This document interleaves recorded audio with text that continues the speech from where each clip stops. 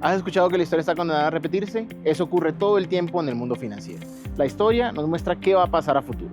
Y en este curso vas a aprender a modelar y analizar los precios, las tasas, los cambios porcentuales y las correlaciones y las volatilidades.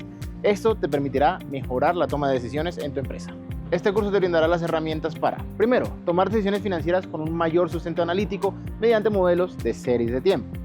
En segundo lugar, vamos a utilizar Python para automatizar todos estos análisis que vamos a construir a lo largo del curso y vamos a construir modelos que sean reproducibles. Y finalmente vamos a fortalecer tu perfil en finanzas cuantitativas a través de la modelación de riesgos y de escenarios de inversión. Si quieres apoyar tus decisiones en modelos financieros y modelos estadísticos robustos, este curso de pronósticos de serie de tiempo y simulaciones en Python es para ti. Inscríbete y fortalece tu capacidad analítica para anticipar escenarios y tomar las mejores decisiones financieras.